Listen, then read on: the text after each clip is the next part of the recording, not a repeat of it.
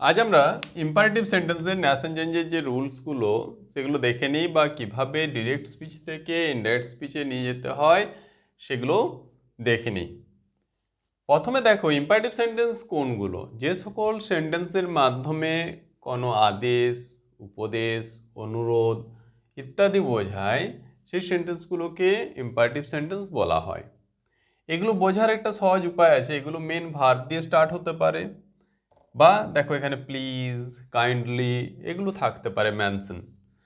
তো যখন কোনো মেন ভার্ব দিয়ে শুরু হবে এবং সেটার মাধ্যমে কোনো অর্ডার, রিকোয়েস্ট বা আমাদের অ্যাডভাইস বোঝাবে বা আরও প্যাটার্ন আছে সেগুলো আমরা পরে যাচ্ছি, তো সেক্ষেত্রে আমাদের ইম্পারেটিভ সেন্টেন্সের যে রুলস ওয়াইজ তাদেরকে ডাইরেক্ট স্পিচ থেকে ইনডাইরেক্ট স্পিচে নিয়ে যেতে হবে। এবার দেখো, আমি প্রথমেই বলেছিলাম তোমাদেরকে রিপোর্টিং ভার্ব, রিপোর্টেড স্পিচ এগুলো বলেছিলাম। যেটা ইনভার্টেড কমার মধ্যে যখন থাকছে এটা হচ্ছে ডাইরেক্ট স্পিচ, যেখানে সরাসরি বক্তার বক্তব্য তুলে ধরা হয় এখানে। তাহলে এটা হলো ডাইরেক্ট স্পিচে আছে। এবার দেখো হি সেড টু মি, দেখো সেড এটা হচ্ছে রিপোর্টিং ভার্ব। আর এই যে পুরো অংশটা প্লিজ শাট দ্য ডোর, এটা হলো রিপোর্টেড স্পিচ। এবার দেখো এখানে রুলসটা হচ্ছে খুব সিম্পল। এই যে রিপোর্টিং ভার্ব এর পরিবর্তে, যেমন প্লিজ শাট দ্য ডোর, এটা কি বোঝাচ্ছে? একটা রিকোয়েস্ট। কি বোঝাচ্ছে? রিকোয়েস্ট, তাই না? মানে অনুরোধ করা বোঝাচ্ছে। তারপর দেখো mother said to me go to school at once, এক্ষুনি স্কুলে যাও, তাহলে এটা কি হচ্ছে? একটা অর্ডার বা কমান্ডও বলতে পারি আমরা। নেক্সট যেটা আছে, the old man said to the youth, মানে বৃদ্ধ লোকটা যুবকটাকে বলল think carefully before you act, মানে কাজ করার আগে ভালোভাবে চিন্তা করবে। দেখো এটা কি বলছে না? অ্যাডভাইস। এ দেখো অ্যাডভাইস। ওকে, এবার দেখে নিই আমরা এগুলোকে কিভাবে করব আমরা। দেখো যখন আমরা বুঝতে পারবো যে এটা রিকোয়েস্ট, অর্ডার বা অ্যাডভাইস পার্টিকুলারলি, তখন এই যে রিপোর্টিং ভার্ব এই সেড টু বা সেড এর পরিবর্তে আমরা রিকোয়েস্ট, যেক্ষেত্রে অনুরোধ বোঝাবে রিকোয়েস্ট, যেক্ষেত্রে আদেশ করা বোঝাবে সেক্ষেত্রে আমরা অর্ডার, বা যেক্ষেত্রে আমাদের কোনো উপদেশ দেওয়া বোঝাবে সেক্ষেত্রে আমরা অ্যাডভাইসকে ইউজ করব। এছাড়াও আরও অনেক রকমের ব্যবহার আছে, সেগুলো আমরা জেনে নিই। তাহলে আমরা প্রথমে জেনে নিই রিপোর্টিং ভার্বের পরিবর্তে আমরা কি কি ওয়ার্ডস বা কি কি ভার্ব ব্যবহার করতে পারি। রিপোর্টিং ভার্বের পরিবর্তে আমরা রিকোয়েস্ট, অর্ডার, অর্ডার মানে আদেশ করা, রিকোয়েস্ট অনুরোধ করা, বেগ প্রার্থনা করা, ঠিক আছে? এর থার্ড ফর্মটা মনে রাখবে, সেকেন্ড ফর্ম বা থার্ড ফর্ম সেটা হচ্ছে ইডি যোগ হয়, কিন্তু লাস্টে যেহেতু এটা মনোসিলেবিক ওয়ার্ড, দেখো কনসোন্যান্ট, ভাওয়েল, কনসোন্যান্ট এগুলো আমি আগে বলেছিলাম, তখন এটার যে পাস্ট ফর্ম সেক্ষেত্রে লাস্ট যে কনসোন্যান্ট সেটা কিন্তু রিপিট হবে, মানে বেগড হবে। তাছাড়াও টেল, যেক্ষেত্রে আমাদের মধ্যে কনফিউশন থাকবে যে রিকোয়েস্ট হচ্ছে না অর্ডার আদেশ করা হচ্ছে না অ্যাডভাইস হচ্ছে, সেক্ষেত্রে আমরা টেল ভার্বকে ইউজ করতে পারি।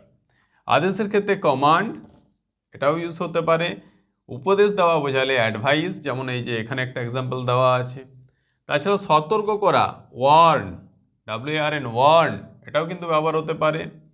নিষেধ করার ক্ষেত্রে ফরবিড, এ দেখো ফরবিড এর past form forbade, third form forbidden, বা অনুরোধ করার ক্ষেত্রে আমরা ইমপ্লোর, একেও ব্যবহার করতে পারি। তাছাড়াও আছে আজ, আবেদন করা, এটা রিকোয়েস্টের ক্ষেত্রেও ব্যবহার হতে পারে।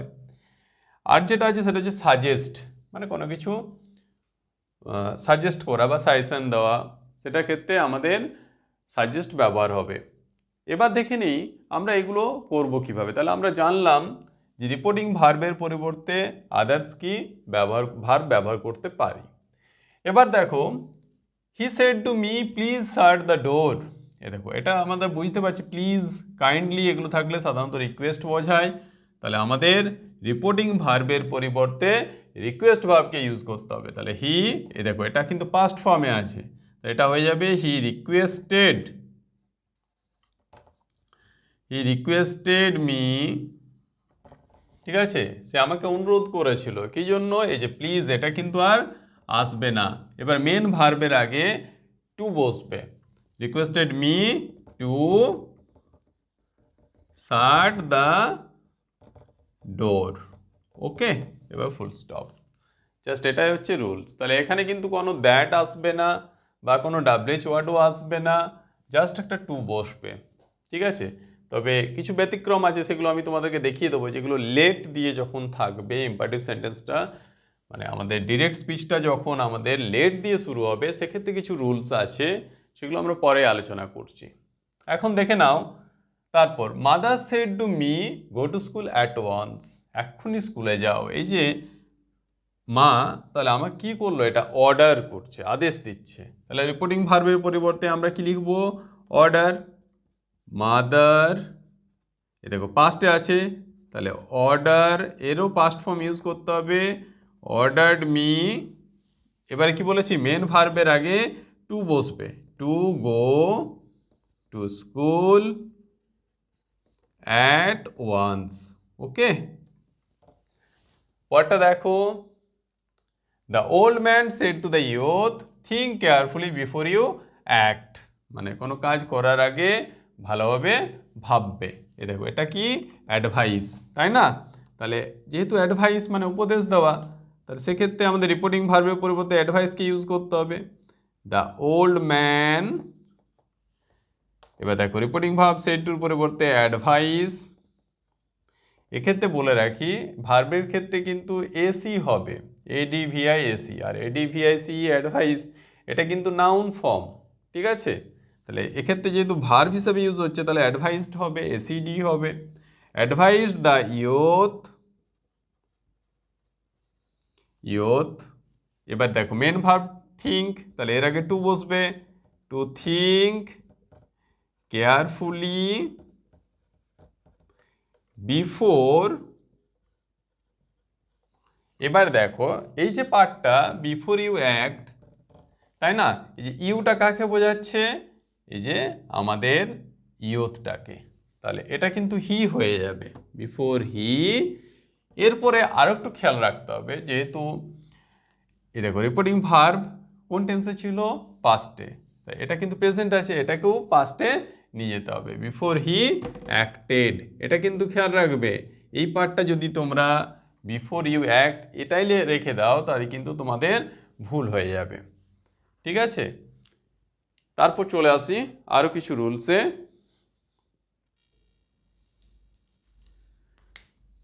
এবার দেখো, he said to Suman now have a cup of tea. দেখো, সে সুমনকে, এটা কি, now have a cup of tea, এখন এক কাপ চা খাও, তাই না? এটা কিন্তু একটা রিকোয়েস্ট, কি বোঝাচ্ছে, রিকোয়েস্ট। তাহলে আমাদের কি বুঝবে, রিপোর্টিং ভার্বের পরিবর্তে রিকোয়েস্টকে ইউজ করব। তাহলে হি রিকোয়েস্টেড, কেন রিকোয়েস্টেড করলাম, দেখতে পাচ্ছ এটা পাস্টে আছে, তাই রিকোয়েস্টেড সুমন। এবার দেখো, এখানে ভার্ব হচ্ছে হ্যাভ, এই হ্যাভ অক্সিলারি ভার্ব কিন্তু অনেক ক্ষেত্রে মেন ভার্বে ইউজ হয়, ড্রিঙ্ক, ইট এগুলো বোঝানোর ক্ষেত্রে। তার আগে টু বসবে, হ্যাঁ, to have a cup of tea. এখনো দেখো কিন্তু আমাদের কমপ্লিট হয়নি, কারণ এখানে একটা নাও ছিল, নাওটা কিন্তু আমরা শেষে লিখবো, to have a cup of tea, নাওটা চেঞ্জ হয়ে কি হয়ে যাবে, দেন। এবার কমপ্লিট হয়েছে। তোমরা যদি নাওটা বাদ দিয়ে দাও তাহলে কিন্তু ভুল হয়ে যাবে, আর নাওটা কখনোই নাও রেখা যাবে না, কারণ এটা কারো একটা উক্তিকে আমরা পরে প্রকাশ করছি, সে কারণে তখন সে আমাকে চা খেতে রিকোয়েস্ট করেছিল, তাই না? এটা তার জন্য নাওটা দেন হয়ে যাবে। এরপর দেখো, এটা কিন্তু একটা আলাদা প্যাটার্ন, যদিও আমরা এই প্যাটার্নেও করতে পারি। দেখে নাও, I said to my daughter, আমি আমার মেয়েকে বলেছিলাম, do not run in the sun, মানে রোদ্দে দৌড়িও না। তাই দেখো, do not run in the sun যখন আমি এটা বলছি, তার মানে এটা কি করছি, আমি তাকে অ্যাডভাইস করছি, তাই না? তাহলে আমাদের রিপোর্টিং ভার্বের পরিবর্তে আমরা অ্যাডভাইসকে ইউজ করতে পারি। তাহলে আই অ্যাডভাইজড মাই ডটার। এবার দেখো, যখন এটা নেগেটিভ থাকবে, এ দেখো ডু নট আছে, তার মানে নেগেটিভ, তখন কিন্তু নটটা আগে লিখতে হবে, তারপর টু বসবে, নট টু। এবারে মেন ভার্বের বসে যাবে, not to run in the sun. Okay, এটাকে কিন্তু আমরা আরেকটা ভাবে করতে পারি। আমরা ওই যে লিস্ট যেটা দিয়েছিলাম সেখানে কি বলেছিলাম, ফরবিড ইউজ করা যেতে পারে। ফরবিড মানে কি, নিষেধ করা। তাহলে এখানে রৌদ্রে কি দৌড়াতে নিষেধ করা হচ্ছে, তা সেক্ষেত্রে আমরা ফরবিড ভার্বকে ইউজ করতে পারি। তাহলে সেক্ষেত্রে হবে আই ফরবেড। এই দেখো, ফরবিডের পাস্ট ফর্ম হচ্ছে ফরবেড, থার্ড ফর্ম ফরবিডেন। তাহলে আই ফরবেড মাই ডটার। এক্ষেত্রে কিন্তু যখন আমরা ফরওয়ার্ড করে দিচ্ছি তার মানে নিষেধ করা, একটা নেগেটিভ সেন্স অলরেডি চলে আসছে, তার জন্য এই নটটা কিন্তু যেটা আমরা অ্যাডভাইস ইউজ করার ক্ষেত্রে ব্যবহার করলাম, এটা কিন্তু এক্ষেত্রে ব্যবহার হবে না। ডটার টু, এবারে মেন ভাব বসে যাবে, to run in the sun. Okay, তাহলে খেয়াল রাখবে। পরেরটাও আমরা, এটাও দেখো, do not run so fast, এটাও কিন্তু একটা অ্যাডভাইস ভাবেও করতে পারি, আবার ফরবিড ইউজ করতেও পারি। তাহলে আমরা ফরবিড ইউজ করি নীলাদ্রি, এ দেখো এটা পাস্টে আছে, তাহলে ফরবেড বাপ্পা। এবার মেন ভার্বের আগে টু বসবে, ডু নটটা আসবে না, তাই না? Two run so fast. কিন্তু যদি আমরা এটা অ্যাডভাইস দিয়ে করতাম তাহলে সেক্ষেত্রে কিন্তু not to run so fast হতো, আর এক্ষেত্রে হতো Niladri advised Bappa not to run so fast. Okay, বা ওয়ার্ন দিয়েও করতে পারি আমরা, নীলাদ্রি ওয়ার্নড বাপ্পা, মানে সতর্ক করেছিল বাপ্পাকে not to run so fast, এটাও করতে পারি। পরেরটাও same, the man said to me do not disturb me, আমাকে বিরক্ত করো না। তাহলে এক্ষেত্রেও আমরা ফরবেড ইউজ করছি, দ্য ম্যান ফরবেড মি। ঠিক আছে, এবার দেখো এই ডু নট আসবে না, ডুটা তো নেগেটিভ করার জন্য এসেছিল, নট নেগেটিভ এটা আসবে না যেহেতু আমরা ফরওয়ার্ড ইউজ করেছি। মি টু, এবারে মেন ভার্ব ডিস্টার্ব, এবারে মিটা হচ্ছে দ্য ম্যান, তাহলে সেক্ষেত্রে কি হয়ে যাবে, হিম হবে। হ্যাঁ, এটা খেয়াল রাখবে, কিন্তু এই চেঞ্জেসটা করতে হবে। তাহলে এই গেল আরেকটা প্যাটার্ন। এবার চলে আসি আমরা লেট দিয়ে এগুলো দেখে নিই। দেখো এখানে আরও কিছু ইম্পারেটিভ সেন্টেন্স আছে যেগুলো লেট দিয়ে শুরু হবে। তো যখন লেট দিয়ে শুরু হবে, দেখো প্রত্যেকটা সেন্টেন্সই ডাইরেক্ট স্পিচগুলো লেট দিয়ে শুরু হয়েছে। তো যখন লেট দিয়ে শুরু হবে তোমাদেরকে দুটো জিনিস লক্ষ্য করতে হবে, এগুলোর মাধ্যমে কোনো সাজেশন বা প্রপোজাল বোঝাচ্ছে কিনা, কোনো কিছু সাজেস্ট করা বা প্রপোজ করা বোঝাচ্ছে কিনা। তাহলে কি কি বললাম, সাজেস্ট বা প্রপোজ, এই দুটো বোঝাচ্ছে কিনা। বা যদি এই সাজেস্ট বা প্রপোজ বোঝায় সেক্ষেত্রে রুলসটা অন্য হবে, আদার্স ক্ষেত্রে আলাদা।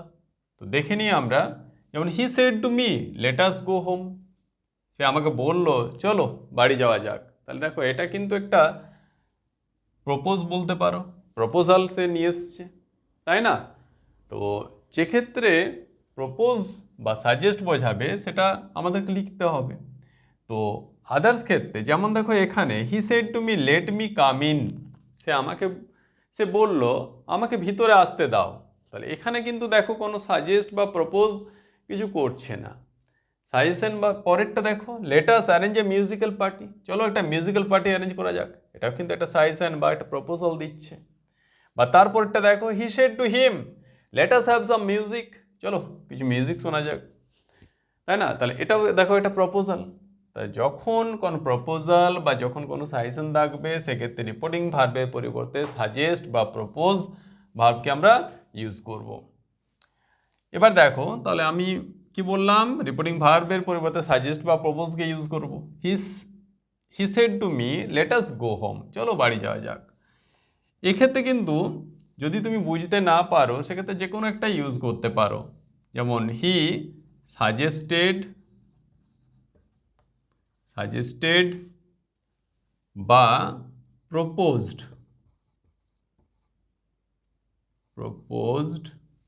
হি সাজেস্টেড বা প্রপোজড।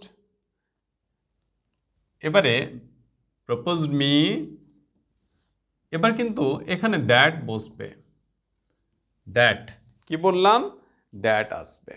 এটা কিন্তু খেয়াল রাখবে, ইম্পারেটিভ সেন্টেন্সও কিন্তু দ্যাট বসে, দ্যাট। এবার দেখো সে আমাকে বলেছিল চলো আমরা বাড়ি যাই, তাহলে এক্ষেত্রে আমরা উই ইউজ করব, আজটা উই হয়ে যাবে, উই।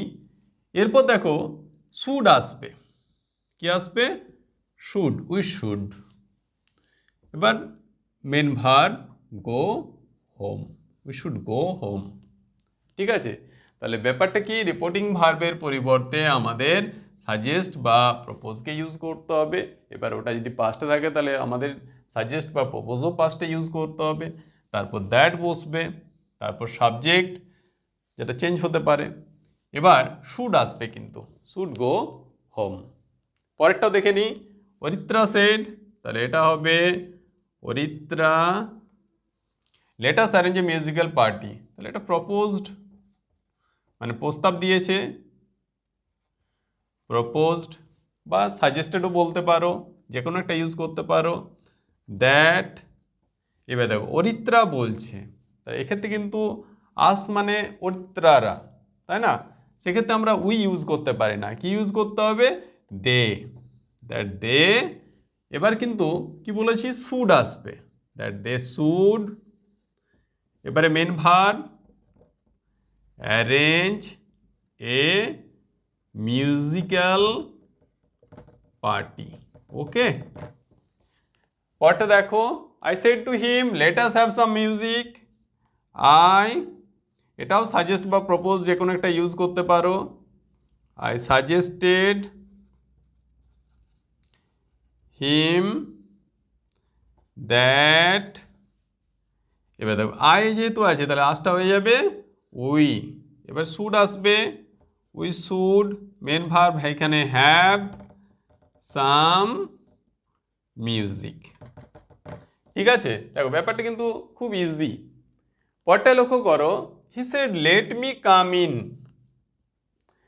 এক্ষেত্রে এক্ষেত্রে যেটা হবে সেটা হচ্ছে, এটা কিন্তু সাজেস্ট বা প্রপোজ নয়, তাই না, তাহলে সেক্ষেত্রে আমাদের রিপোর্টিং ভার্বের পরিবর্তে রিকোয়েস্টকে ইউজ করতে হবে। যেমন লেট মি কাম ইন, আমাকে ভিতরে আসতে দাও, let him do whatever he likes, মানে তাকে, সে যেটা চাইছে তাকে সেটা করতে দাও, এগুলো কিন্তু রিকোয়েস্ট। তাহলে দেখো রিকোয়েস্টেড, হি রিকোয়েস্টেড। এবার এই যে রিকোয়েস্টেড লিখলাম, এরপর কিন্তু এখানেও দ্যাট আসবে, রিকোয়েস্টেড দ্যাট লেট মি, মানে আমাকে, আমাকে মানে কি, সে বলছে, তাহলে দ্যাট হি।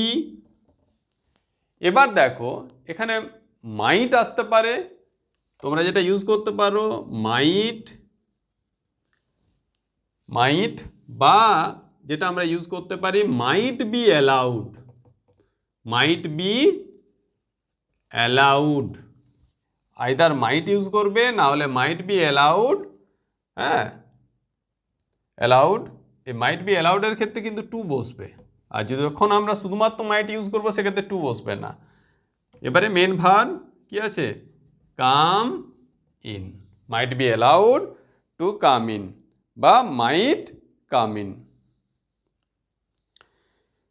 ঠিক আছে,